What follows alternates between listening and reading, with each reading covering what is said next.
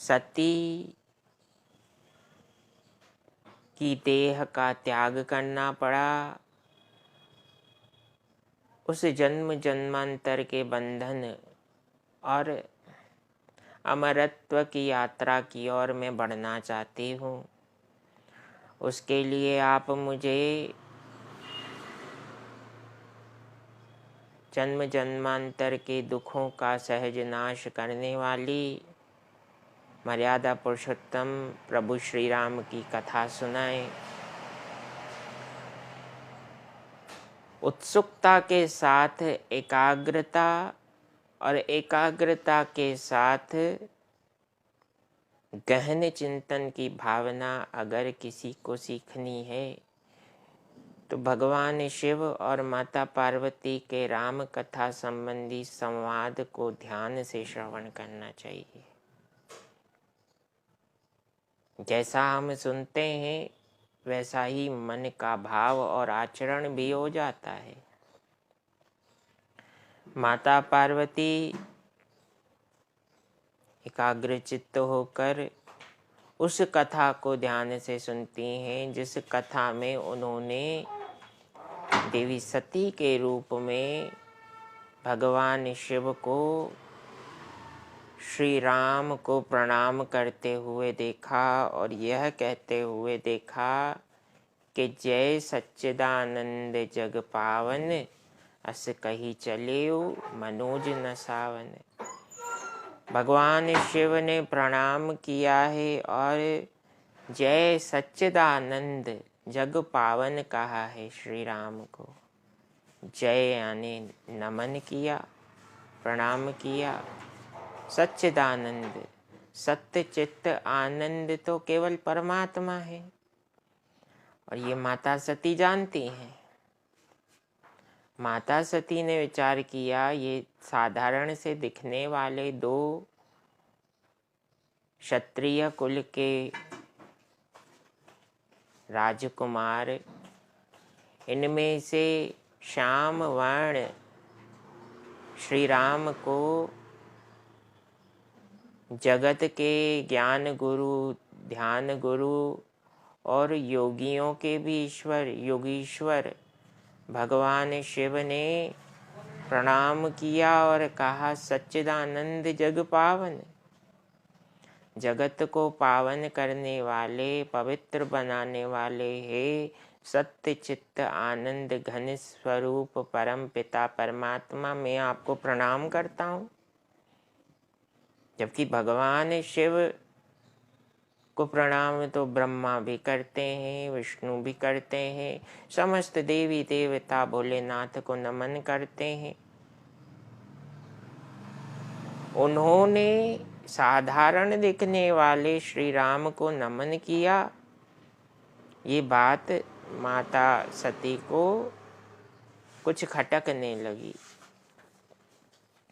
हम जीव भी जीवन में कई बार सामने उपस्थित परिस्थिति को अपने सांसारिक बौद्धिकता के आधार पर, सांसारिक समझ के आधार पर नापने, तोलने और उसका परीक्षण करने का प्रयास करते हैं, जबकि हमें तो अपने स्वभाव और कार्य पर ध्यान देना है। भगवान ने हमें न्याय करने का अधिकार नहीं दिया है, ना ही किसी के परीक्षण करने का अधिकार दिया है। तो यहाँ जो व्यक्ति से गलती होती है, माता सती अपने लीला द्वारा यह भाव जीव को सिखा रही है कि मनुष्य जो आपका कार्य है आप वही कार्य करें। दूसरे के कार्य और सामर्थ्य का निर्धारण तो परमपिता परमात्मा श्री राम करेंगे, किंतु प्रायः इस बात को जब जब जीव भूलता है तब तब उसे दुख का भागी होना पड़ता है। माता पार्वती एकाग्र चित्त होकर इस कथा को ध्यान से सुन रही हैं, क्योंकि ये कथा उनके पूर्व जन्म से संबंधित है। उनके जीवन में घटित परिस्थिति के परिणाम स्वरूप जन्म जन्मांतर की यात्रा एक संदेह के समाधान को पाने के लिए उन्होंने जो कठोर तपस्या की उसके संबंध में है। तो इसीलिए संसार में जब जब जीव को प्रभुता, सामर्थ्य, सक्षमता मिलती है, तब तब जीव चाहे या न चाहे प्रकृति और परिस्थिति उससे किसी का अनादर करवाएगी ही। माता सती ने देह का त्याग इसीलिए किया क्योंकि दक्ष प्रजापति ने भगवान शिव का अनादर करने का भाव व्यक्त किया। अनादर भी क्यों? क्योंकि पूर्व में देवताओं की सभा में भगवान शिव ध्यान मग्न होकर विराजमान है।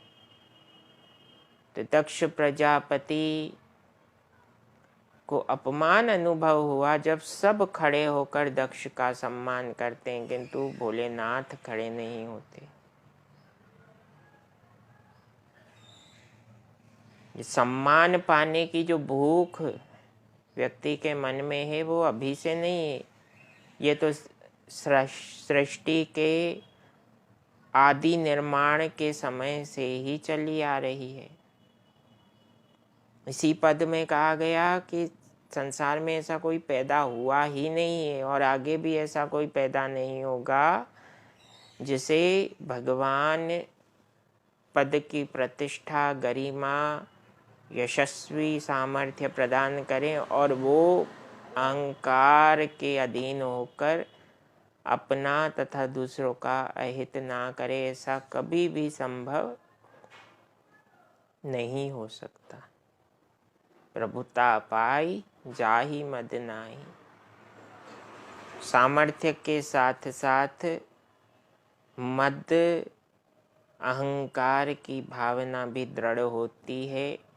इस भाव पर नियंत्रण करने के लिए आवश्यक है कि जो भी यश कीर्ति प्राप्त हो उसे श्री सीतारामाय चरण कमलेभ्यो अर्पणमस्तु, श्री राधे कृष्णाय चरण कमलेभ्यो अर्पणमस्तु, श्री उमा महेश्वराय चरण कमलेभ्यो अर्पणमस्तु। जिस भी भाव में हमारा दृढ़ विश्वास है उस भाव को भगवान को समर्पित कर दे।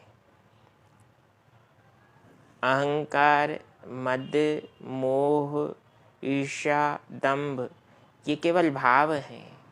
ये भावनाओं के अधीन है। आपने अपनी भावना ही भगवान को समर्पित कर दी, फिर आपके पास अहंकार कैसे टिकेगा? थोड़ा विचार करें और प्रयास करें कि